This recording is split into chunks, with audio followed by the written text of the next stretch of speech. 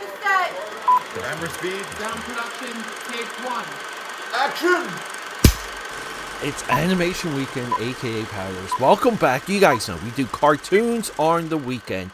And today we're continuing our Mortal Kombat Legends series with the third installment to 2022 Mortal Kombat Legends Snowblind. Snowblind is the origin story. I love what they're doing at this point. It's Kenshi. Kenshi is the blind ninja warrior. I don't know what Mortal Kombat game he first premiered in. Maybe it was Armageddon. I don't know.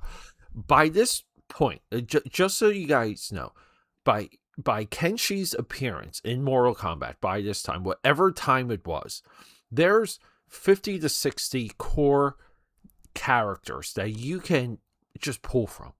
Now, they're going a little bit in a chronological order. You know, previously with Scorpion's Revenge, right? He's a Mortal Kombat original character. Then we get the next evolution of characters, guys like Jax. He was featured in this predecessor, Mortal Kombat Legends Battle of the Realms.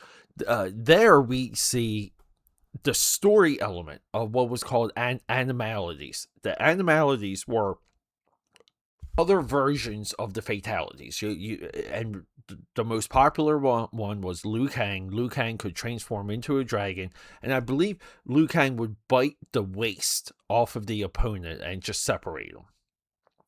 This has now that playability feature, which was awesome. I remember the first time seeing it. It blew me away. That playability feature became a part of an explanation, and this is where we get just in the interesting crevices of how the Mortal Kombat games bleed into the Mortal Kombat narrative.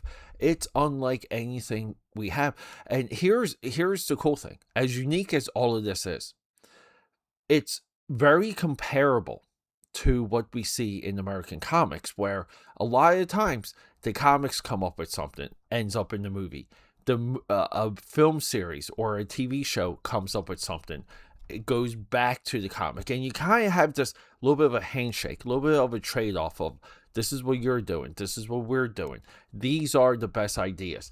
Kenshi, I will say, popular character, but maybe not the clearest, most obvious choice for a third Mortal Kombat animated film. To bring you guys up to speed with the story, we have done the tournament. The tournament is Mortal Kombat Legends Scorpion's Revenge. Also, the origin of Scorpion, the whole clan, everything with Sub-Zero. It's recontextualized, but perfected here. I've been through the multiple interpretations, iterations, adaptations of the origin of Sub-Zero and the Scorpion rivalry.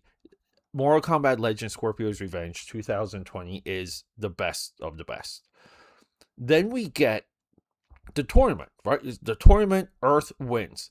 Then Outworld wants to invade Earth no matter what. So this becomes almost like a battle of the gods. This is Battle of the Realms, where Liu Kang beats Shao Kahn in, you guessed it, the dragon form.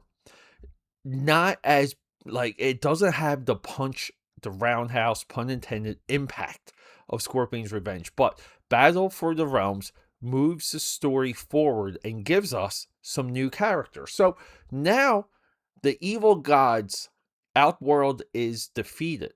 Outworld is now left to his own devices. This is where Mortal Kombat Legends Snowblind picks up, and we get such an interesting position here. And a lot of times I speak of the story, the chronological order of things, as positioning. I do this to just clarify that everyone in the room that decides where the story is going, they have to take a position. And someone, and in this case, our director, Rick Morales, he needs to take a position to tell this story. And we get the blind ninja origin, training montage, everything we want. we get that here, and then once our hero becomes a powerful fighter, he gets the most amazing opposition, which is a Kano. Kano is ruling Outworld just like Mad Max. I'm talking Fury Road. I'm talking the visuals. I'm talking the vehicles. I'm talking. I mean, we have people getting slaughtered by cars or tires and just being torn to shreds. This is Mortal Kombat meets Mad Max and Fist of the North Star. And then it's a total surprise. It's a total delight.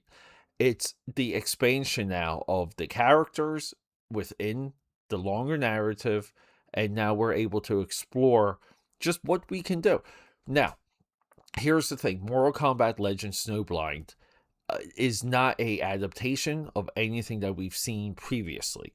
This is a extension of now what, if you want to call, the animated universe, where fates of different characters are different than other forms of media, mostly the games. The interpretations of the characters are slightly different, and the focus, but the experiment here, and I'm calling this a experiment. See, it just, a lot of this makes me want to go back to Batman the Anime Series. Recently, we did Feet of Clay, which is the origin of Clayface.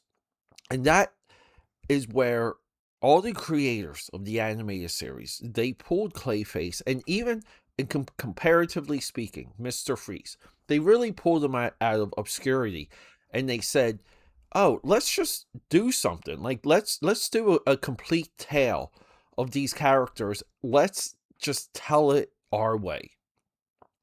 And in the larger scheme of it all, no one, as Clayface back then, as Mr. Freeze back then, Kenshi, he's open. He's open for interpretation. He's open to try and make a character out of.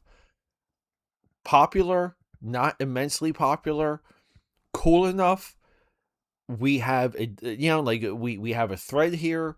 We know we want to do this with Kano. Let's put this guy and let's put him in the forefront and see what happens. This is the testing that we see time and time again. With Teenage Mutant Ninja Turtles, failure, right? Like, if you want to compare it with the Turtles have yet to have a breakout character since 1985. Think back. Casey Jones, April O'Neil, Splinter, Shredder, boom, right? Like, that's our supporting cast. Bebop, Rocksteady, maybe you can have interpretations without those guys. I don't think it even matters. Krang, we can argue Krang, maybe Baxter Stockman, but we see how difficult it is. Something like Batman the Animated Series, because it was effective and popular and sold merchandise and was on the air for quite some time, it made it look easy. But what they're doing here, and what the intent of this release, is to bring attention to a character that you normally would, look once or twice at, but you would move on. And even on a player selector screen, you'll probably select Kano over Kenshi, because Kano's got a cybernetic eye and he'll rip out your heart. But no, AKA Padders, if you want Mortal Kombat and Mad Max Road Warrior, this is it. And I like this one more than Battle of the Realms. If we only have 4 here, so we're gonna have 1 more remaining. If we were to stack these, so far it's going to be Scorpion's Revenge, and now it's Snowblind. Next up, we have Cage Match. So come back next weekend. We'll wrap up everything with Cage Match. I love you guys. Rock and roll. Okay, that's a wrap.